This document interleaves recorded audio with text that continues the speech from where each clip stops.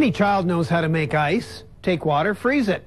That does give you ice all right, but it's a murky, hazy kind of ice, which is okay in a drink, but not good as sculpture. For that, you need crystal clear ice, and one Canadian company is making tons of it to go.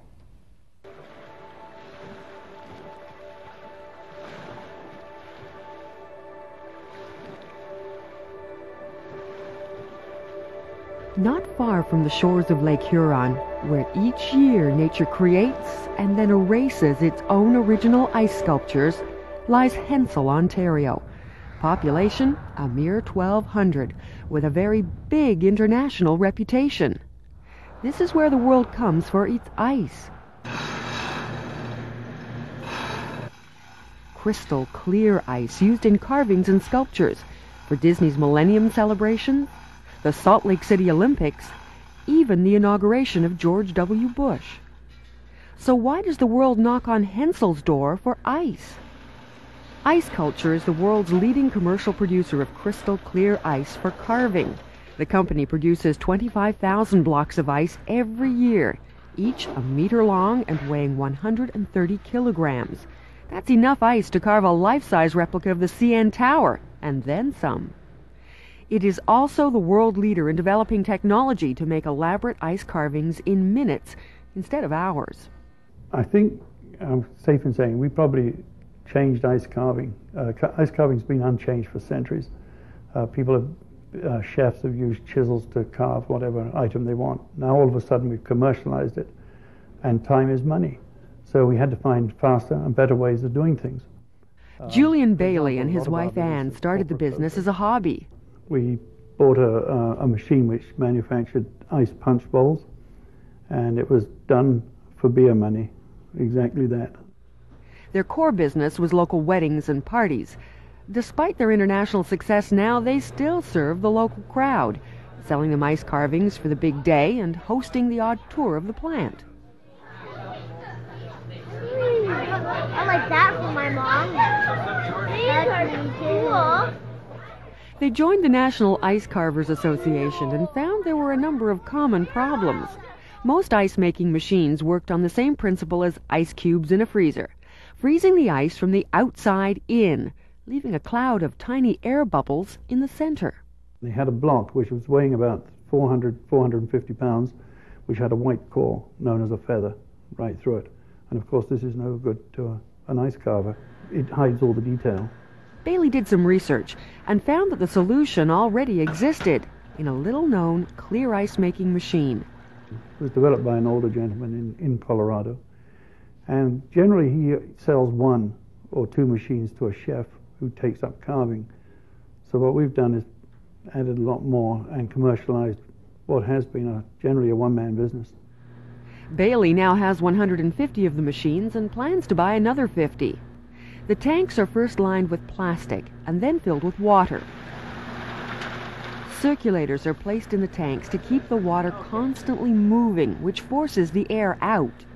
The freezer compartment is then plugged in, and the ice is frozen from the bottom up, like a skating rink. That forces the impurities to the surface. It takes 3 days for the blocks to freeze. Then they're harvested, and each one is checked for cracks. The top layer containing the impurities is sliced off, leaving a block of crystal clear ice. The blocks are then packed in cartons and stored in a freezer before being shipped out in freezer trucks. The crystal clear quality of the ice is imperative to the quality of the ice sculpture. For a logo, you need to have clear ice. If there's a big cloudy stripe running through it, you've ruined the whole contrast of having white on crystal clear for the logo. The other wonderful thing about the clarity of the ice is actually the strength of it. Because it doesn't have the feather in it, there's no air in it, it just makes it a stronger medium that you're working with. As business picked up, it became necessary to produce more, faster, especially as big corporations were placing orders for more elaborate and detailed work. The answer lay in technology. Bailey took traditional woodworking tools, like this computer-controlled router, and modified them for use on ice.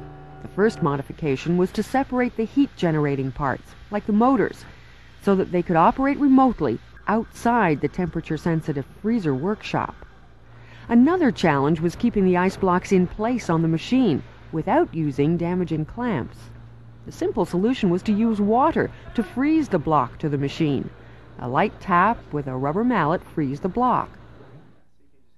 Bailey's daughter Heidi joined the family business as it grew, becoming general manager and designer. She takes the product or logo and makes detailed scale drawings. In this case, the team is trying to make a life-size version of a car from a model. These little squares, each one's an inch, if you just need to count, because I know some of it's a bit rough. Yeah. But I'll leave that with you. All right. The drawings are scanned into a computer where the lines are refined. The pictures are then downloaded to software programs already used in the auto and woodworking industries. Castmate tidies up the drawings, Toolpath determines speed, depth, and which drill bit to use, and the operators install and change those. And CanPlot translates all the instructions into a language the router can understand.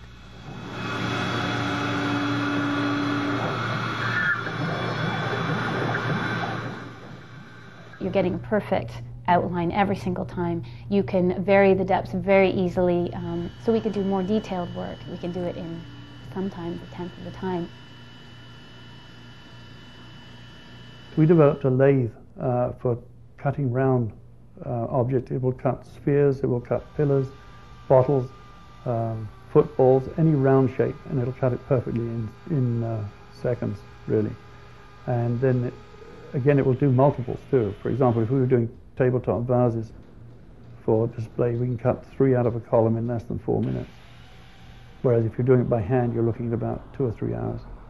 It took 18 months for the equipment to be perfected, but now, instead of offering a limited range of designs, the client can custom order just about anything, made entirely of ice. Every once in a while, Bailey tests his staff and technology by taking on a challenging project. This time, it's a life-size replica of BMW's new Mini Cooper. It was a little bit more difficult than we thought because I think we did too much on the machine and we had to destroy some of that in the process, make it to and hand finish.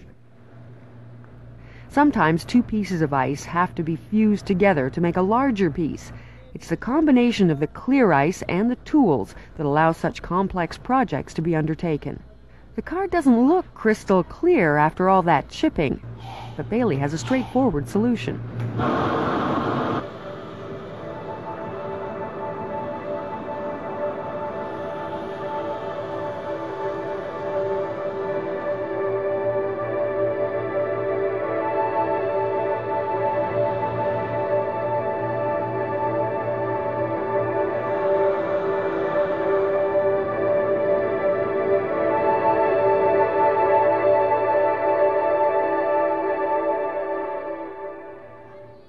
The entire project, from design to blowtorch, took 40 hours.